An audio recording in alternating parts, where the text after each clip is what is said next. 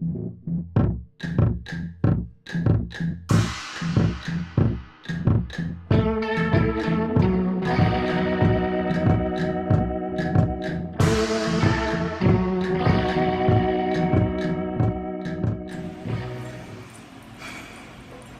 learned a big lesson today, a really hard lesson. It was not unexpected. I made a few mistakes in the last month, and two of my client relationships really suffered.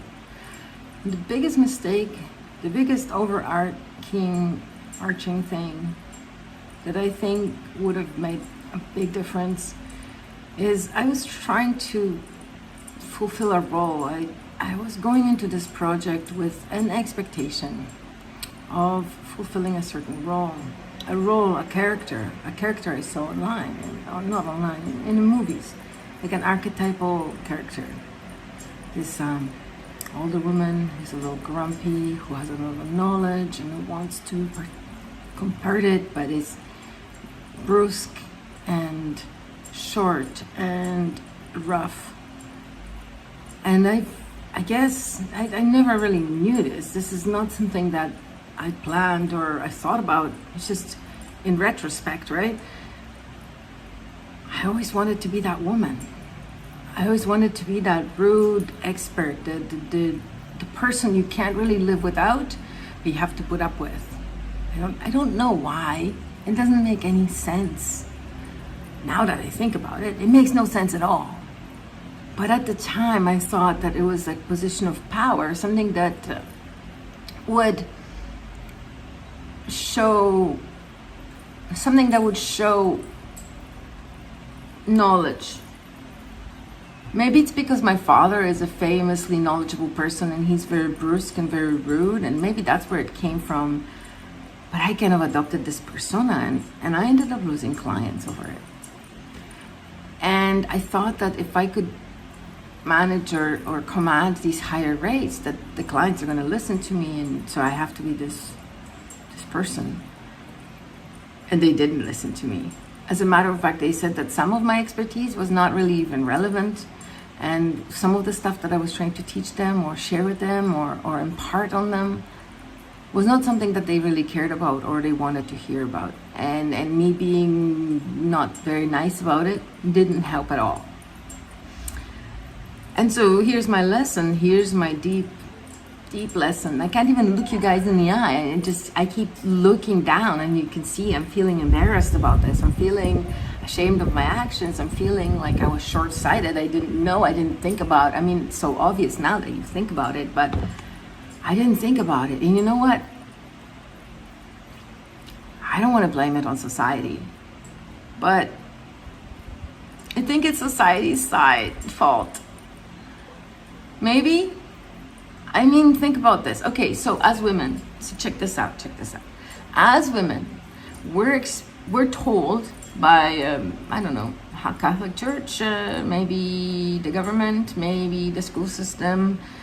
I'm not sure who actually tells it to us, because it's sort of like known or widely understood that women are supposed to be kind and polite and soft-spoken and pushovers. And I always rebelled against that, and I wanted to be the opposite of that. I wanted to be rude, I wanted to be transparent, I wanted to push through things, that's very masculine energy. But you know, as I'm getting closer to my golden years, I'm realizing a lot of the different things. First of all, when they tell women to be kind and gentle, they don't mean like pushover.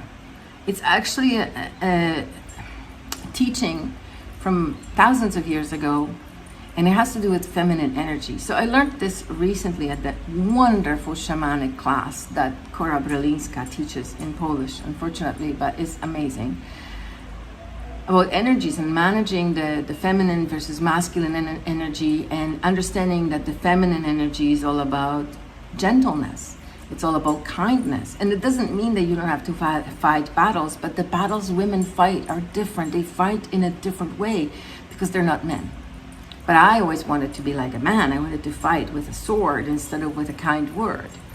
And I'm not being sexist, I promise you guys. This is not about sex. This is about the energy and working with the innate energies of feminine versus masculine within yourself. You have both. You have the feminine and you have the masculine. But that lesson, the lesson of the gentle woman, the kind, the sweet, it's not what you think. It's not what I thought. It really isn't. That lesson is about honoring yourself. It really is. It's about honoring yourself so much so that no one can fault you for it. No one can shake you out of your mooring, essentially. There was a line in a book I was reading recently where they said, well, I would be upset if I cared, but I really don't care. So I can't be upset about this. If I was the kind of person that cared about what other people thought about me, I probably would be upset. But I don't care, so I'm not upset. And so interestingly, how this character is managing her energies where it comes to slander and or attacks. And she doesn't, it's not that she doesn't care in a deep sense, is that she understands the difference between her energy and the other person's energy, and how when other people really try to slander or upset or anger you, they're actually stealing your energy and taking it away from you, right? You're allowing them to take it by opening up to being angry back, by opening up to slandering back, by opening up to being your troll back. You know, if somebody attacks you online, you attack them online. That in and of itself is a battle that you don't need to have, because if it won't bother you if it's not relevant, if it's not about you. And so where does it come? Where it comes to me wanting to be rude, expert, one of those Eastern European skating coaches. That's a dream that I've had all my life, because I never wanted to be the meek woman, the soft woman, the pushover. It's not about being a pushover though. Those women that stay centered, they're not pushovers. They're actually iron. They're actually unshakable, withable. Yeah, those women who stay centered are withable, and therefore they're stronger than any armor or anything that can be thrown at them. And if I were to embrace being that kind of a woman, going into a meeting with clients, I would be all gentleness and all sweetness, because those women. And this is the teaching of, or inspired by the goddess Lada.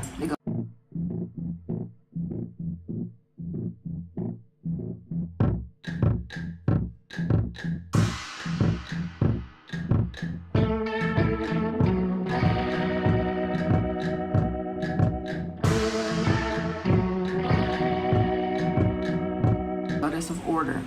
Order, not military order. Order as in beauty.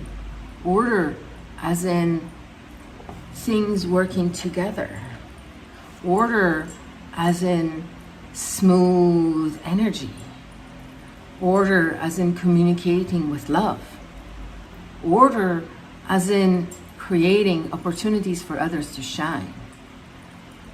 The goddess Lada message of order is not what you thought it was. And the goddess Lada message of meek femininity is also not what we were taught it was. It's not at all the same thing. This is what feminine strength really is. And it's not about being silenced. And it's not about being pushed over. It's about standing up in our power so much that we're unfuckwithable.